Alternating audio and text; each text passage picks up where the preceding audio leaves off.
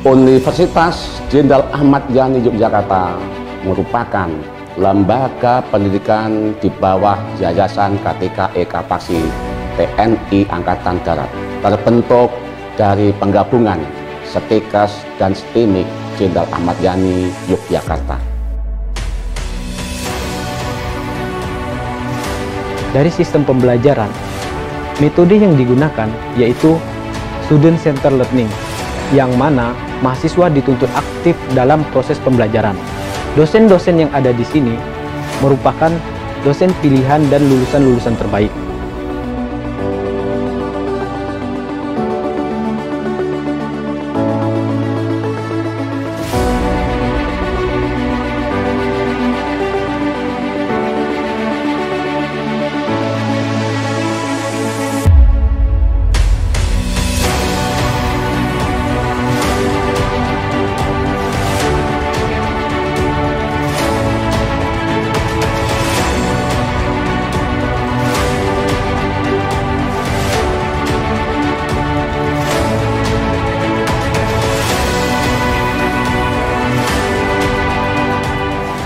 Sebuah kebanggaan bagi kami dapat mendidik dan mempersiapkan para Ahmad Yani muda sebagai generasi penerus kejayaan bangsa Indonesia.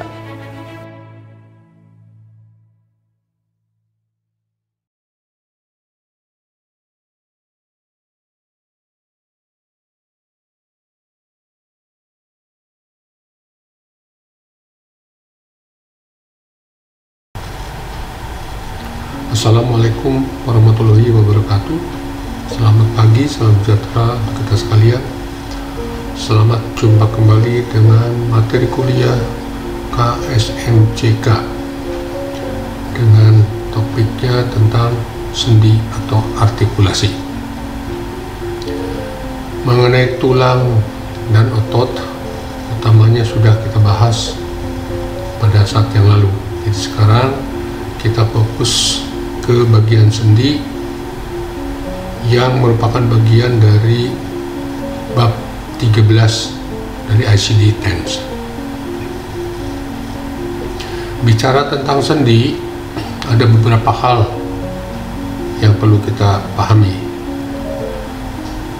Sendi merupakan penghubung antara dua tulang atau lebih, sehingga sesuai dengan persambungan ini nanti bisa dibedakan apakah dapat bergerak atau tidak. Kemudian selain dari pergerakan, bisa juga dilihat kekuatan atau stabilitas dari sendi itu yang bisa dipengaruhi oleh permukaan sendi sendiri, di mana dalam keadaan normal sendi itu dilapisi oleh permukaan tulang yang dilapisi oleh kartilago atau tulang rawan yang sifatnya halus, sehingga pada saat pergerakan tidak menimbulkan rasa sakit atau bunyi.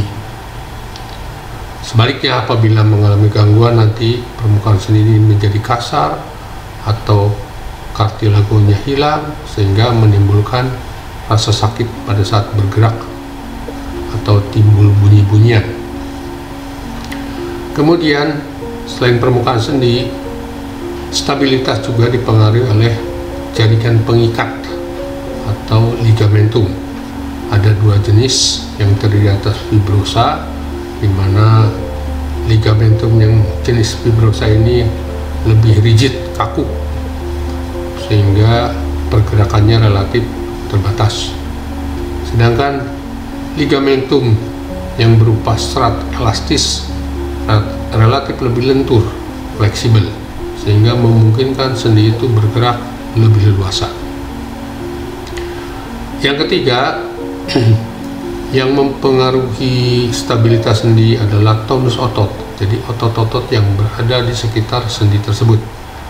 Seandainya otot-otot ini menjadi lembek, lunak, itu sehingga memudahkan sendi itu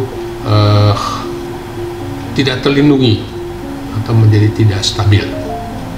Inilah beberapa hal yang berkaitan dengan kondisi sendi.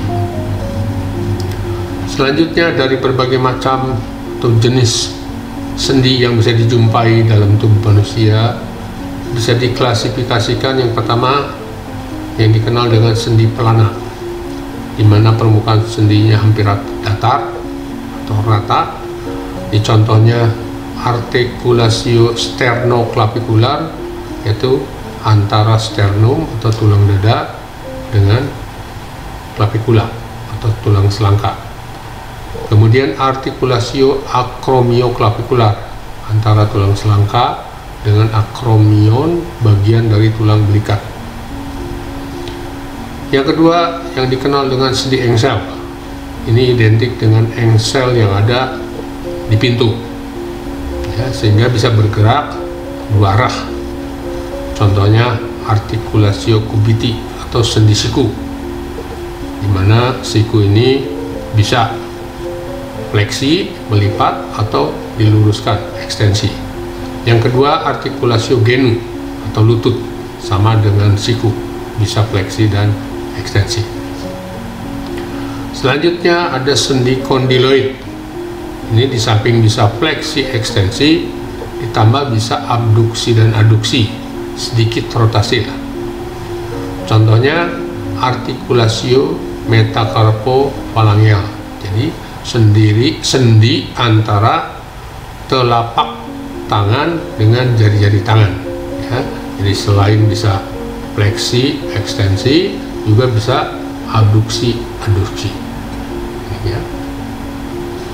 Yang keempat yang dikenal dengan sendi elipsoid. Ini hampir sama dengan sendi kondiloid, ya. Contohnya di sini sendi ibu jari, ya. Jadi ibu jari samping bisa fleksi, ekstensi, juga bisa buka tutup, abduksi.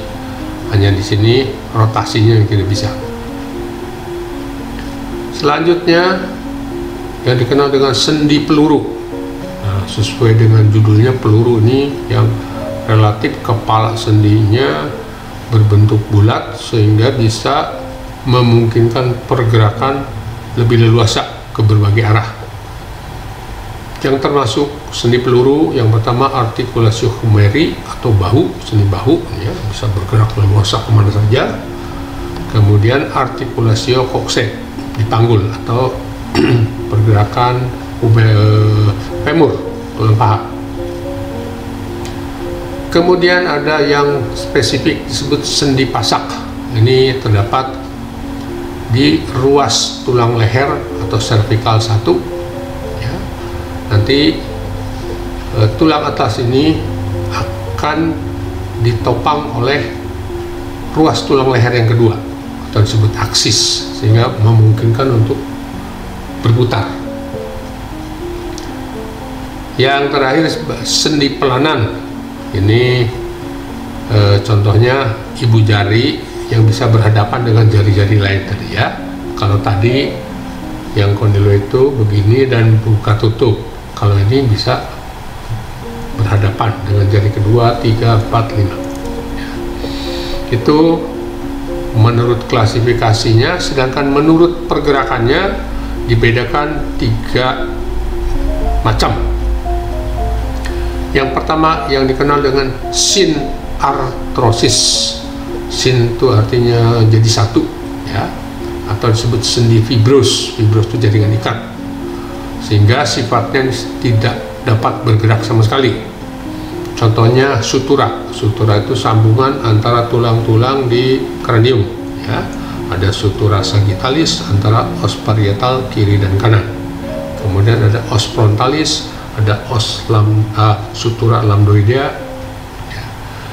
Yang berikutnya yang dikenal dengan skindilosis. Ini masih termasuk synarthrosis, ya. Contohnya persambungan antara tulang langit-langit, os palatum kiri dan kanan, atau antara tulang rahang atas kiri dan kanan. Karena pada saat proses pembentukannya dulu kiri dan kanan terpisah, kemudian menjadi satu. Nah, andai kata pada saat pertumbuhan tidak menjadi satu, bisa kita jumpai kelainan adanya celah atau tidak menutup rapat di tulang langit-langit. Biasanya nyambung sampai ke depan, sehingga kita kenal dengan bibir sumbing, ya. Atau bibir sumbing biasanya disertai dengan celah antara tulang langit-langit.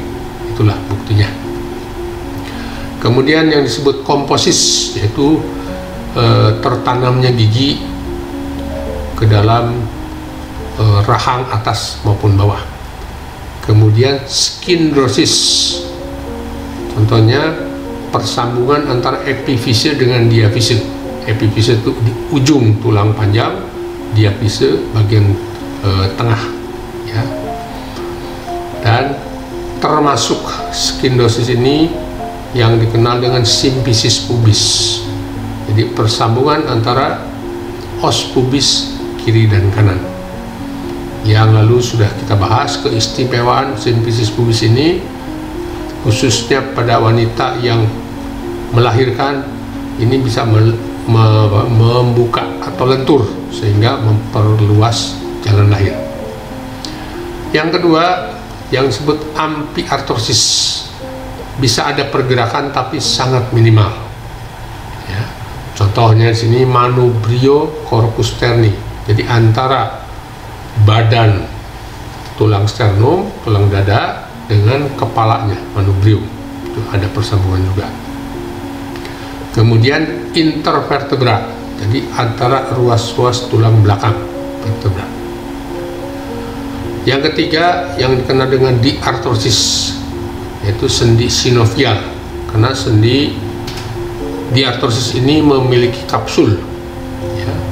Kapsul dengan ada isinya cairan sendi yang menyebabkan bisa terjadi pergerakan yang leluasa atau bebas, ya, karena adanya kapsul sendi.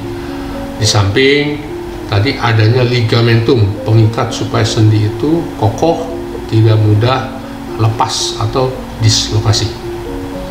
Itu macam-macam sendi ditinjau dari pergerakannya. Kita lihat sendi-sendi anggota gerak atas.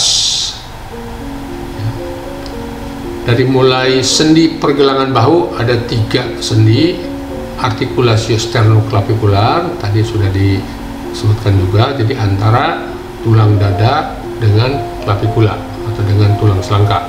Kemudian artikulasio acromioclavicular antara tulang selangka dengan acromion, bagian dari tulang belikat atau scapula.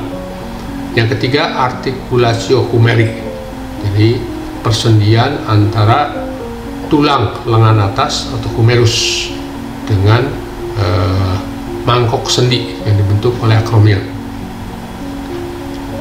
Kemudian sendi siku atau artikulasio cubiti, di sini sebenarnya ada 3 sendi yang ada di sekitar siku. Yang pertama humeroulnaris, jadi antara humerus dengan ulna.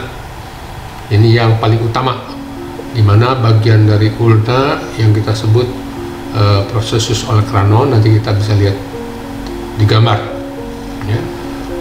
Yang kedua humeroradialis, antara humerus dengan os radialis atau os radius. Dan yang ketiga ada juga persendian antara radius dengan ulna atau radio ulnaris, bagian proksimal, karena selain proksimal tentunya ada nanti yang distal. Selanjutnya sendi lengan bawah dan tangan, ada artikulasio radiokarpal, jadi antara tulang radius, os radius dengan tulang pergelangan tangan. Artikulasio interkarpal, jadi persendian di antara tulang-tulang karpal, tulang-tulang pergelangan tangan. Artikulasio carpometakarpal, sendi antara tulang pergelangan dengan tulang telapak tangan. Artikulasio intermetakarpal, sendi antara tulang-tulang telapak tangan. Artikulasio metacarpophalangeal, antara tulang telapak tangan dengan jari-jari. Yang terakhir artikulasio digitorum manus, ya, atau kadang-kadang juga ada yang menyebutkan artikulasio phalangeal manus, di antara jari-jari tangan yang bisa fleksi dan ekstensi tadi ya. Samping ini antara metakarpophalangeal bisa terjadi abduksi dan aduksi. Ini gambar dari sendi siku atau articulation cubitti. Ini tulang humerus ya. Nah, ini tadi processus olecranon, ini bagian dari ulnaris ya.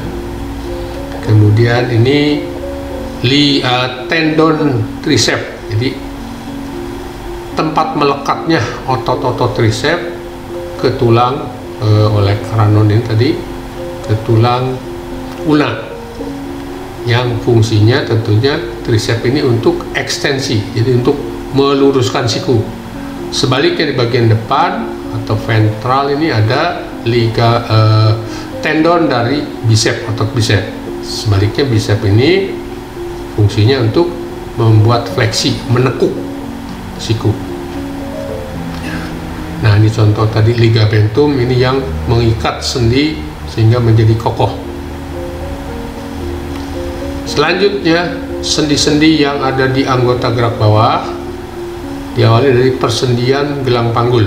Ada articulatio sacroiliaca. Jadi antara sakrum itu bagian dari vertebra columna vertebralis dengan os ilium. Ini dari tulang koksa. Ya. Tapi persendian ini juga relatif tidak ada pergerakan minimal. Kemudian sifisis pubis antara os pubis kanan dan kiri, dan articulatio coxae atau ini persendian pangkal tulang paha ya. Jadi caput femoris ya, bersendi di cekungan dari coxae. Kemudian sendi lutut atau articulatio genu ya. Tentunya sudah dijelaskan juga dulu. Di articulatio genu ini ada tulang tambahan. Selain sendi ini bertemu antara tulang paha atau femur dengan tibia, juga ada os patella atau tulang tempurung. Kemudian persendian tungkai bawah. Tungkai bawah ada articulatio tibiofibula. Jadi antara tulang tibia dengan fibula yang bagian proksimal. Jadi yang dekat dengan sendi lutut. Kemudian antara tibia fibula juga diikat atau ada perikatan oleh jaringan ikat ya, disebut syndesmosis. Jadi ya pergerakan juga relatif terbatas. Kemudian ada juga membran interosea. Jadi antara tulang-tulang tersebut ada juga semacam lembaran membran. Kemudian persendian kaki. Ada articulatio talotibiofibularis. Di sini tulang talus. Talus ini bagian dari pergelangan kaki ya, atau tulang tumit. Di sini bersendi dengan tibia maupun fibula. Saya sebut talotibiofibularis. Selanjutnya ada articulatio talotarsalia. Jadi antara tulang talus tumit dengan tulang-tulang pergelangan kaki yang lainnya ya. Atau ini disilakan dengan sendi loncat. Nanti kalau kita melakukan gerakan loncat yang berperan sendi talotarsalia. Kemudian ada articulatio tarsometatarsia. Berarti ini antara tulang pergelangan kaki dengan tulang telapak kaki. Selanjutnya articulatio metatarsophalangeal antara tulang telapak kaki dengan jari-jari kaki. Dan yang terakhir articulatio interphalangeal, jadi antara jari-jari atau ruas-ruas jari kaki ya, sehingga bisa fleksi ekstensi sama seperti jari-jari tangan. Nah, ini gambar dari articulatio coxae tadi ya. Ini os coxanya, ini caput femorisnya, ini tonjolan tulang paha yang bisa diraba dari luar disebut trochanter mayor. Nah, ini jaringan ikat tadi ligamentum yang memperkuat sendi paha os ischium, tadi os ischium atau tulang duduk. Ini keseluruhan dari sendi yang ada di tungkai bawah. Ya, tadi articulatio sacroiliaca antara sacrum dengan os ilium. Kemudian symphysis pubis, coccyx, femur. Nah, ini kelihatannya ada kesalahan. Ya.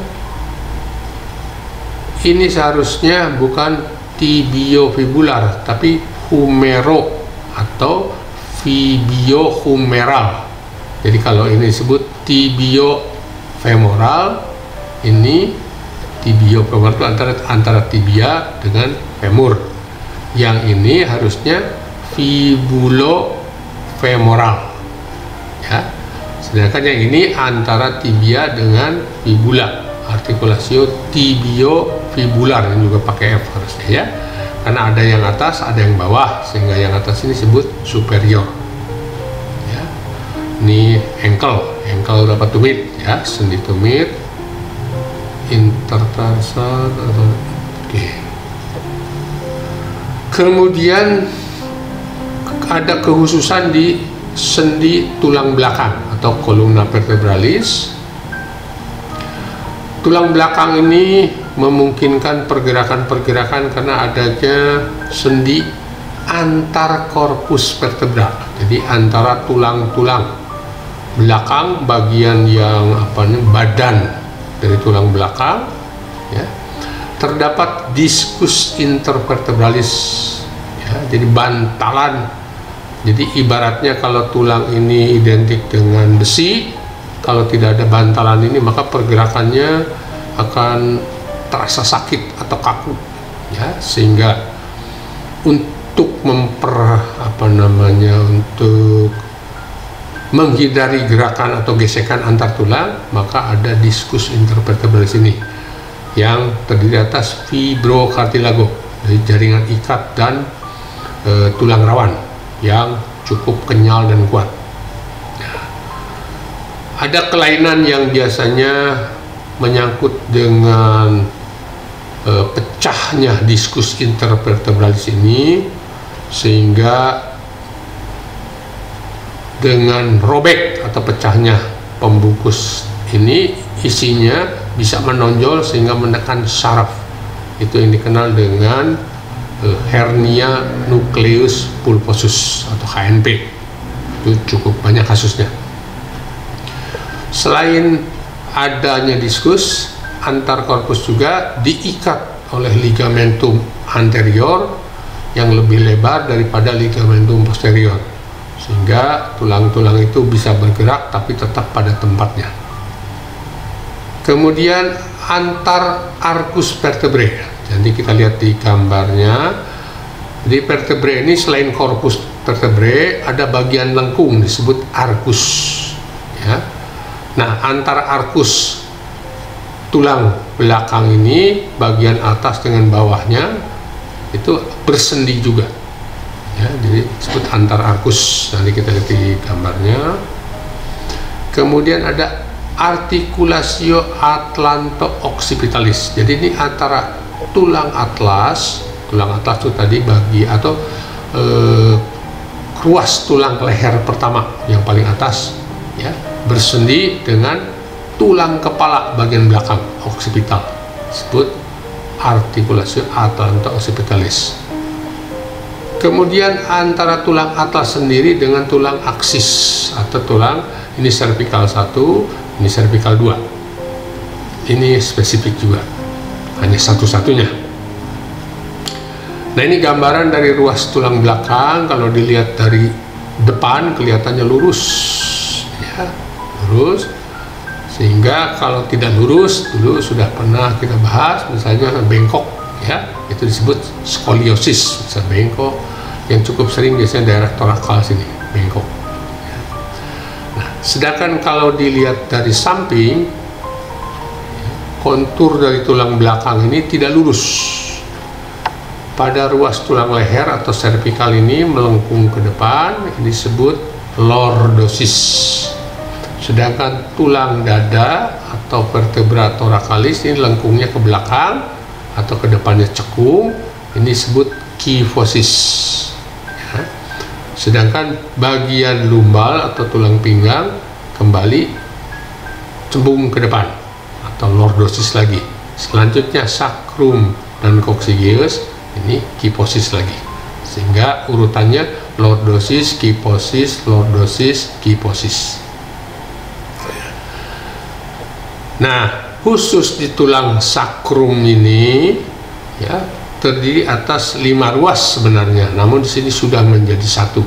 Beda dengan ruas tulang yang lainnya, masih terlepas dengan adanya tadi ini discus intervertebralis. Yang terakhir disebut tulang ekor atau os coccygeus atau vertebra coccygeus, terdiri atas 4 ruas tapi sudah menjadi satu juga, di tulang ekor. Ini tadi yang disebut tulang atlas. Jadi ruas tulang belakang yang paling atas, ya, bagian dari ruas tulang leher yang pertama.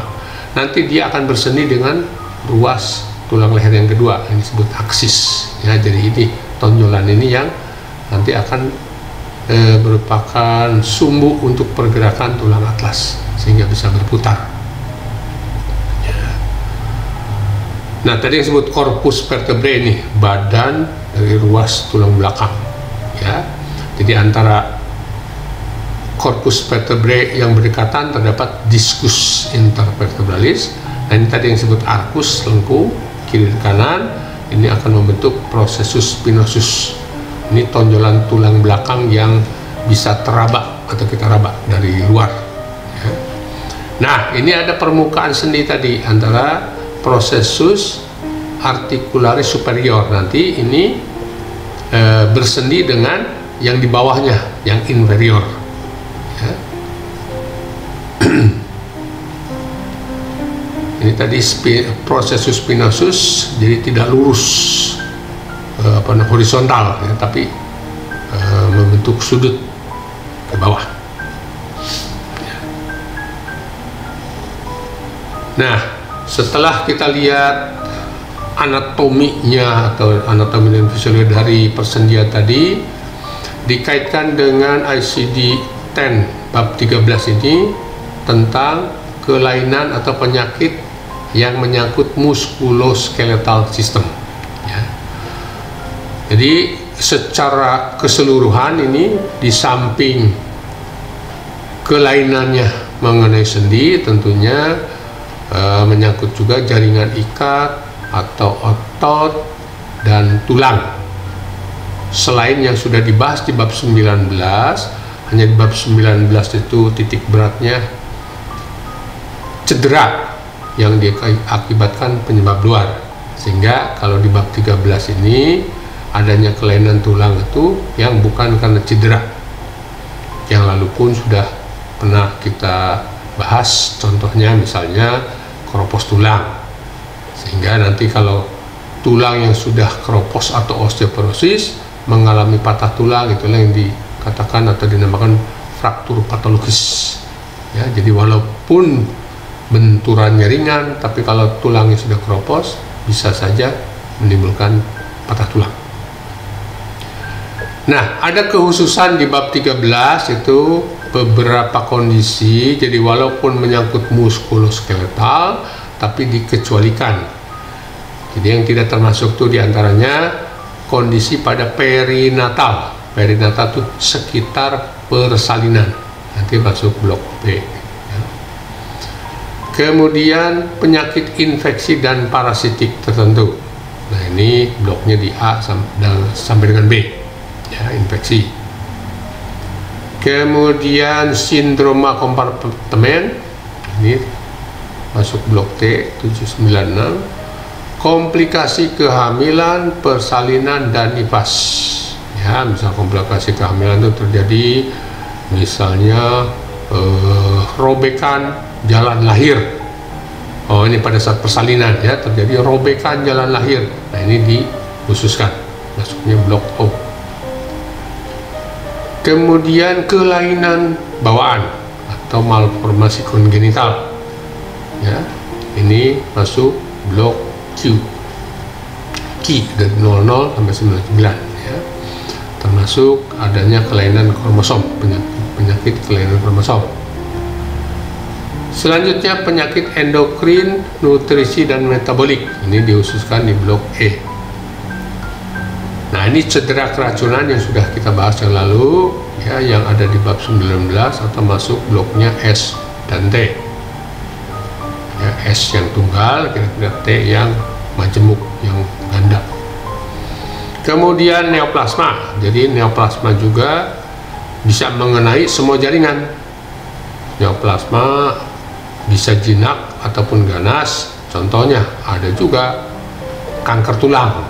Nah, nanti kanker tulang yang cukup sering dijumpai biasanya kanker tulang ini di tulang di tuberositas tibia, jadi di pangkal tulang tibia di bawah sendi lutut ya. Itu salah satu contoh dari kanker tulang yang banyak dijumpai. Dan kanker tulang ini kalau kita lihat di ronsen, selain adanya benjolan, tonjolan, rasa nyeri, nanti di ronsen itu akan kelihatan seperti garis-garis seperti sinar ya. Ini masuk blok C dan D untuk neoplasma. Kemudian yang terakhir, simptoma, tanda, temuan klinis, laboratorium, itu masuk blok L.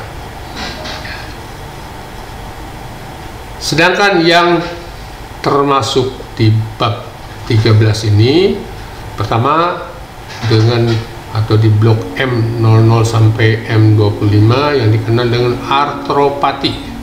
Jadi pati itu artro sendi, pati itu kelainan-kelainan ya, patologis. Jadi sendi yang tidak normal. Termasuk infectious arthropathy. Jadi sesuai dengan namanya, kelainan ini diakibatkan karena infeksi. Infeksi yang macam-macam, bisa bakteri, bisa virus dan sebagainya ya. Selanjutnya ada yang dikenal dengan inflammatory polyarthropathy.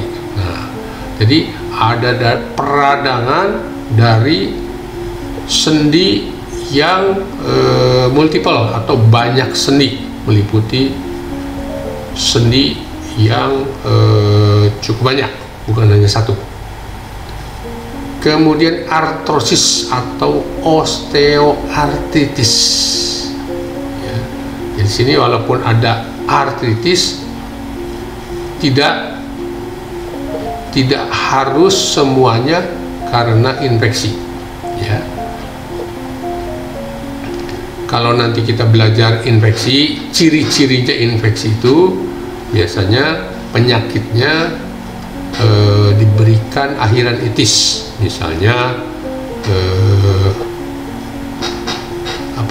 radang sinus disebut sinusitis ya, atau radang atau infeksi dari konjungtiva, konjungtivitis gitu. Tapi di sini kalau berkaitan sendi, tidak semuanya itis ini diakibatkan karena infeksi.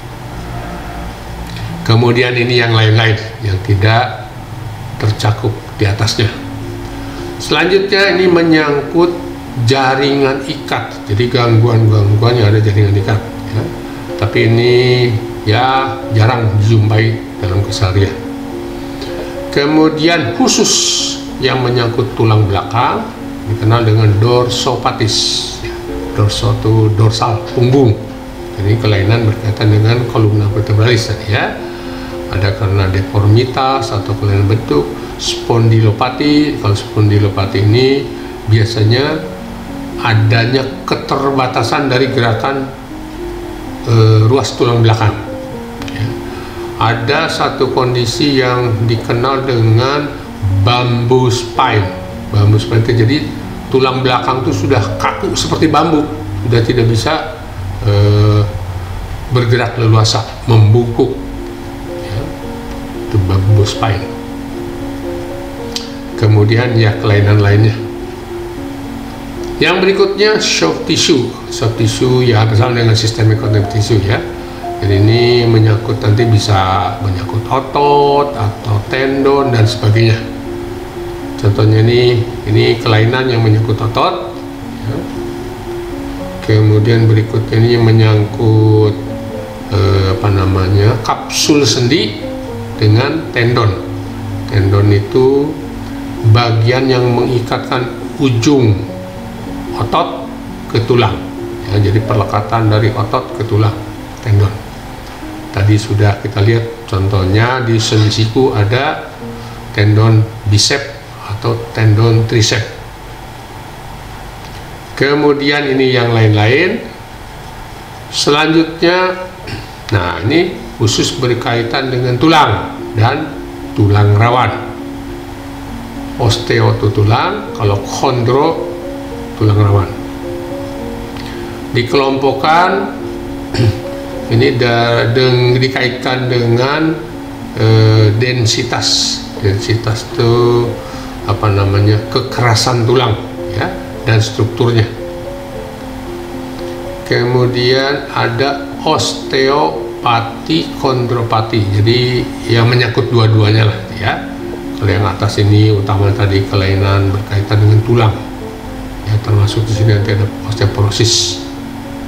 Nah, yang terakhir ini kelainan yang lain-lain dari muskuloskeletal, tentunya yang tidak terangkum di atas ini. Nah, berkaitan dengan kelainan sendi yang cukup banyak dijumpai, ya, yang kita kenal dengan radang sendi atau artritis, tadi sudah dibahas juga, ya. Jadi kelainan radang sendi ini nanti cukup banyak dijumpai, sehingga nanti diharapkan pada saat pemberian kode ya tidak salah-salah. Tadi sudah saya jelaskan juga, walaupun sendi berakhiran itis, ya, tapi tidak selalu disebabkan infeksi. Contohnya rheumatoid arthritis itu berkaitan dengan faktor autoimun atau kekebalan, ya, kekebalan yang ada di dalam diri kita sendiri. Yang berikutnya nih, gout arthritis, atau kadang-kadang hanya tulis gout, ya, kalau sudah menyangkut kelainan sendi. Gout ini penyebabnya karena terjadinya penimbunan kristal asam urat. Jadi dalam keadaan normal asam urat ini ada dalam darah, tapi kalau jumlahnya melebihi batas normal sehingga bisa diendapkan dalam bentuk kristal di sendi-sendi, sehingga menyebabkan gout arthritis.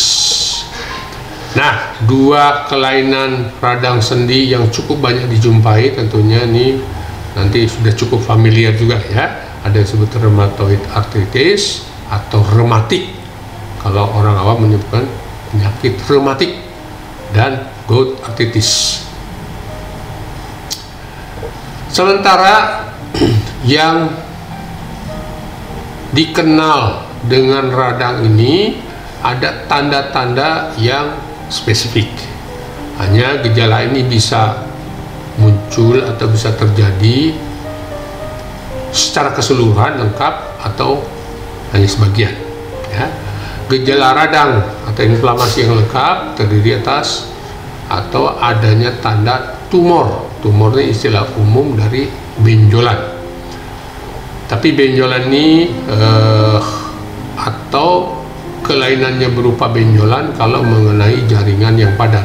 Sementara kalau kita bicara sendi, ya, sendi itu karena adanya cairan sendi, sehingga pengertian tumor di radang sendi ini tentunya lebih tepat kalau kita sebut terjadi pembengkakan atau sendinya membesar, bengkak. Contoh misalnya kalau sendi lutut atau artikulasi genu yang kanan meradang sedangkan yang kiri tidak, bisa dibandingkan, berarti yang meradangnya lebih besar, bengkak. Nah, selain adanya gejala tumor, yang kedua ada rubor. Rubor itu rubra, artinya merah. Ya, jadi selain bengkak, sendi itu juga merah. Yang ketiga berkaitan dengan merah, ya, dan bengkak juga, ini ada kalor. Jadi kalau kita raba atau yang dirasakan oleh penderita itu akan terasa panas, disebut kalor. Yang keempat, dolor. Nah, Nah, kebetulan 4 istilah ini semuanya berakhiran or ya. Tumor, rubor, kalor, dolor. Dolor adalah rasa nyeri ya, tentunya makin berat penyakitnya atau menyangkut radang yang akut, sudah akut berat, nah, gejala sakit ini cukup menyolok, sehingga akibat sakit atau keseluruhan dari tanda-tanda ini menimbulkan tanda yang kelima yang disebut fungsiolesa, terjadi gangguan fungsi. Contohnya tadi radang sendi lutut, kalau radangnya cukup parah, akut, berat, sehingga jangankan untuk berjalan, diam saja sudah sakit, bergerak sudah sakit ya, apalagi jalan tidak mampu ya. Kemudian secara umum radang juga dikenal ada radang akut, radang kronis. Jadi yang kronis itu kadang-kadang sudah artinya sudah cukup parah, berat, sehingga ya secara umum contoh tadi orang yang terkena rematik atau rheumatoid arthritis yang kronis dan sudah berat, umumnya sudah tidak bisa melakukan kegiatan atau bergerak ke sana ke sini lagi, sehingga ia berada di tempat tidur. Jadi dalam perawatan terus menerus. Ini beberapa contoh penyakit yang berkaitan dengan pengelompokan tadi dan yang kira-kira cukup sering nanti jumpai. Yang pertama yang dikenal dengan Staphylococcal arthritis, atau ini radang sendi akibat infeksi Staphylococcus ya, termasuk golongan bakteri ya, atau meningokokal. Ini disebabkan Staphylococcus, sedangkan ini disebabkan meningococcus. Dua-duanya termasuk kokus. Yang kedua tadi yang sudah banyak dibahas adalah rheumatoid arthritis. Ini kasus yang cukup banyak dijumpai. Kemudian gout, ya, tadi juga sudah saya jelaskan. Gout arthritis artinya ini menyangkut sendi lutut, karena lutut itu ya salah satu sendi yang menahan beban badan yang paling berat, sehingga cukup banyak gangguan menyangkut sendi lutut. Ya. Yang berikutnya ada penyakit sistemik yang disebut systemic lupus erythematosus. Ya. Ini yang menyangkut kalengan tadi, jaringan jaringan ikat. Ya. Kemudian skleroderma. Kalau skleroderma ini utamanya gejalanya nampak di kulit. Kalau SLE tadi selain di kulit bisa menampakkan kelainan, juga menyangkut organ dalam tubuh. Jenis spondylitis TBC ya, jadi TBC bisa juga menyerang tulang, yang lebih atau cukup sering dijumpai menyerang tulang ruas tulang belakang bagian dada atau thoracalis 11-12. Ini paling, jadi antara thoracalis dengan lumbalis ya, ini thoracalis 12 dengan lumbalis 1 ya. Ini spondylitis, jadi radang ruas tulang belakang bagian torak, bagian dada. Kemudian myositis, ini berarti adanya peradangan otot ya, kodenya M60. Sinovitis, berarti ini ada radang sendi. Tenosinovitis, ini berkaitan selain menyangkut kapsul sendinya, juga menyangkut tendon. Nah, ini salah satu kelainan tadi densitas tulang atau osteoporosis, tulangnya keropos. Ini akibat dari kekurangan kalsium ya, dalam jangka waktu lama. Karena kalsium itu diperlukan untuk berbagai fungsi dalam tubuh kita, sehingga kalau kalsium darah itu kurang, maka kalsium yang ada di tulang akan dilarutkan ya. Karena salah satu fungsi yang lalu sudah kita bahas, fungsi dari tulang itu sebagai cadangan dari kalsium atau gudangnya ya. Nah, yang dikenal dengan osteomyelitis atau radang sumsum tulang, Ini umumnya terjadi kalau ada patah tulang terbuka atau open fracture. Ya. Ini penyembuhannya sangat sulit.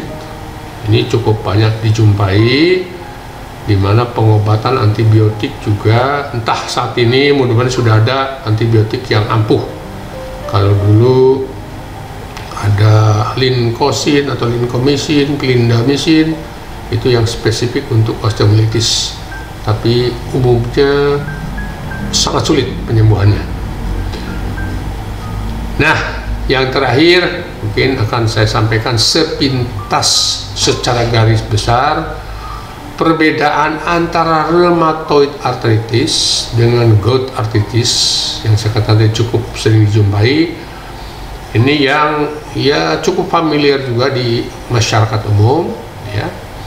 Yang pertama tadi penyebabnya sudah disebutkan, ini karena rheumatoid itu karena autoimun, jadi faktor imunitas kekebalan tubuh, ya. Sedangkan gout ini berkaitan dengan tingginya asam urat di dalam darah.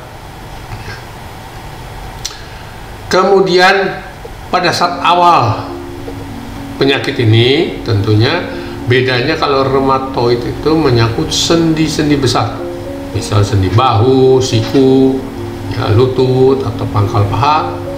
Sedangkan gout ya biasanya mengenai sendi-sendi kecil. Nah, sehingga kadang-kadang kalau orang tidak paham, yang sakit sendi yang besar, tapi dia curiga langsung ke gout. Ya, kalau mau lebih yakin lagi bahwa ini benar-benar gout atau tidak, tentunya kita memeriksakan asam urat yang ada dalam darah, apakah dalam keadaan normal atau tidak. Nah, dari sifatnya, karena tadi ini diakibatkan autoimun, jadi rheumatoid arthritis ini bisa hilang, nanti timbul lagi, dan bisa pindah-pindah, mungkin dialami di sendi bahu, mungkin yang kiri nanti pindah ke kanan, atau pindah ke sendi siku, atau sendi lutut dan sebagainya, bisa pindah-pindah. Ini ya, kecuali kalau yang saya katakan tadi sudah kronis, sudah berat, ya sudah menetap atau sudah hampir menyeluruh dari anggota tubuh, sendi-sendi besar sudah terkena. Sedangkan kalau gout arthritis ini relatif menetap, karena berkaitan dengan tadi penimbunan kristal asam urat. Kalau sudah tertimbun di salah satu sendi yang kecil ini, ya artinya ya menetap di situ, tidak hilang, timbul atau pindah-pindah. Kecuali kalau tambah parah, artinya bertambah, tadinya hanya satu sendi, nanti tambah, bisa mengenai berbagai atau banyak sendi. Ya. Kemudian secara epidemiologi, ya, kalau ini relatif cenderung sama. Kalau untuk gout arthritis ini secara epidemiologi lebih banyak dijumpai pada pria. Ya. Jadi kalau tadi melihat kadar normal asam urat dalam darah, pria itu lebih rendah, ya, sedangkan wanita lebih tinggi. Nah, ini kaitannya banyak kasusnya di pria. Mungkin itu sebagai pengantar mengenai bab 13, ya, kelainan yang menyangkut muskuloskeletal, namun yang lebih utama atau difokuskan menyangkut sendi. Terima kasih. Wassalamualaikum warahmatullahi wabarakatuh. Selesai.